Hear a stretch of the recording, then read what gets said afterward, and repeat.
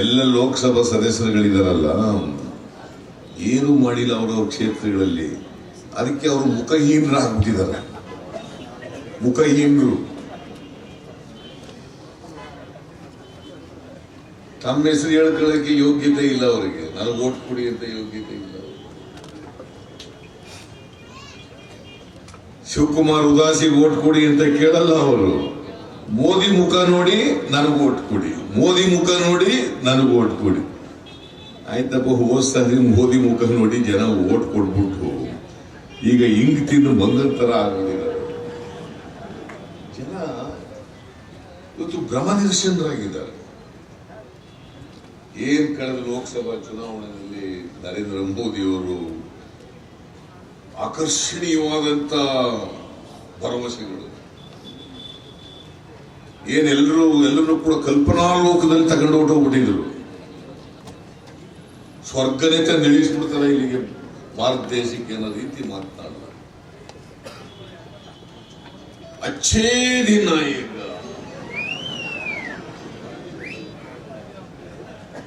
ಯಾರಿಗ್ ಬಂತು, ಎಲ್ಲಿ ಬಂತು ಯಾರಿಗೂ ಗೊತ್ತಿಲ್ಲ. ಅಚ್ಚೇ ದಿನ ಈಗ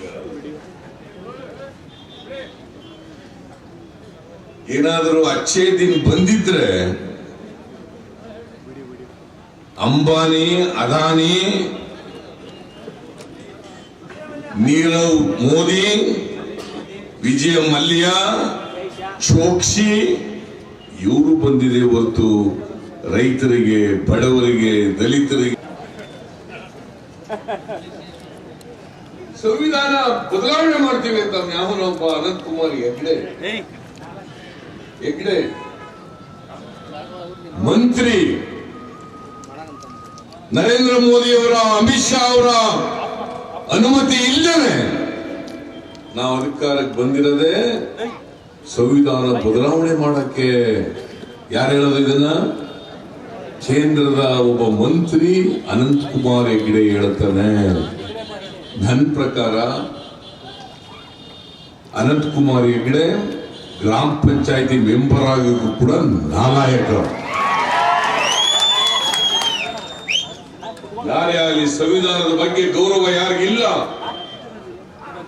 ಅವ್ರು ಯಾರು ಕೂಡ ಈ ದೇಶದ ಪ್ರಜೆ ಆಗಲಿಕ್ಕೆ ನಾಲಾಯಕ. ಈ ದೇಶದ ಪ್ರಜೆ ಆಗಲಿಕ್ಕೆ ನಾಲಾಯಕ. ಸಂವಿಧಾನ ಬದಲಾವಣೆ ಮಾಡ್ತೀವಿ. ಈಗ ನೋಡಿ ಅವ್ರಿಗೆ ಹೆಂಗೆ ಅವರು ಮನಸ್ಥಿತಿ ಇದೆ ಅಂತ ತಿಳ್ಕೊಳ್ಳಿ ನೀವು. 28 ಲೋಕಸಭಾ ಕ್ಷೇತ್ರಗಳಿದ್ದಾವೆ ಈಗ ಕರ್ನಾಟಕದಲ್ಲಿ. ಎಷ್ಟು? 28. ನಮ್ಮ ಪಾರ್ಟಿನಲ್ಲಿ ನಾವು 7 ಜನಕ್ಕೆ ಹಿಂದುಳಿದವರು ಕೊಟ್ಟಿದ್ದೀವಿ. 7 ಜನಕ್ಕೆ ಜೆಡಿಎಸ್ ನಾವು ಸೇರಿ 7 ಜನಕ್ಕೆ 7 ST ಮತ್ತೆ SC ಜನಕ್ಕೆ ಕೊಟ್ಟಿದ್ದೀವಿ. 14 ಸ್ಥಾನಗಳನ್ನ ಕೊಟ್ಟಿದ್ದೀವಿ. ಇನ್ನು 14 ಬೇರೆಯವರು ಕೊಟ್ಟಿದ್ದೀವಿ. 50%. ನೀವು ತಿಳ್ಕೊ, ಒಂದೇ ಒಂದು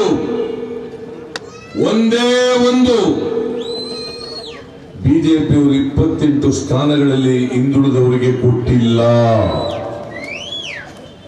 ಒಬ್ಬರು ಕೊಟ್ಟಿಲ್ಲ. Not A single seat.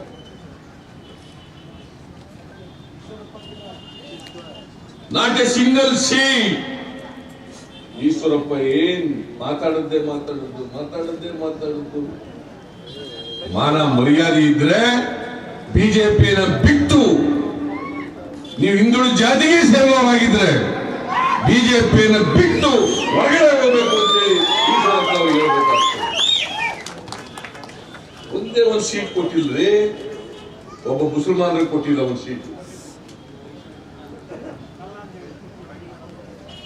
सबका साथ सबका विकास, सबका साथ सबका विकास. ಇನ್ನೇನಾ ನಾಚಿಕೆ ಆಗಲ್ಲ ಇವರಿಗೆ? ಯಾರಿಗೆ ಸಾಥು, ಯಾರಿಗೆ ವಿಕಾಸ? ಇವ್ರು ಯಾರಿಗೆ ಸಾಥ್ ಕೊಡ್ತಾರಪ್ಪ ಅಂತಂದ್ರೆ ಅಂಬಾನಿ, ಅದಾನಿ. ರಫೇಲ್ ನಲ್ಲಿ 30,000 ಕೋಟಿ ಅಂಬಾನಿ. ನರೇಂದ್ರ ಮೋದಿ ಅಂಬಾನಿ ಇಬ್ರು ಸೇರ್ಕೊಂಡು ಹೊಡೆದ್ಬಿಟ್ಟಿದ್ದಾರೆ. ಚೌಕಿದಾರ್ ಏನು ಫ್ಯಾಷನ್ ಆಗ್ಬಿಟ್ಟಿದೆ ಈಗ, ಚೌಕಿದಾರ್ ಏನಿಲ್ಲ, ಇಲ್ಲೆಲ್ಲ ಎಲ್ಲರೂ ಚೌಕಿದಾರಗಳು. ಜೈಲಿಗೆ ಹೋಗೋದ್ರೆ ಯಡಿಯೂರಪ್ಪ ಅವನು ಚೌಕಿದಾರ, ಹತ್ತನೇ ಹೇಳಿಲ್ಲ. ಉದಾಸೀನು ಚೌಕಿದಾರ, ಕಟ್ಟಾ ಸುಬ್ರಹ್ಮಣ್ಯನು ಚೌಕಿದಾರನೇ, ವಿರೂಪಾಕ್ಷಪ್ಪನು ಚೌಕಿದಾರನೇ. ಅದಕ್ಕೆ ಈಶ್ವರಪ್ಪ ಅವ್ರ ಮನೆಯಲ್ಲಿ ನೋಟ್ ಎಣಿಸ್ತಕ್ಕಂಥ ಮಿಷಿನ್ ಸಿಕ್ಕಿದಾವೆ. ಚೌಕಿದಾರ ಮನೆಯಲ್ಲಿ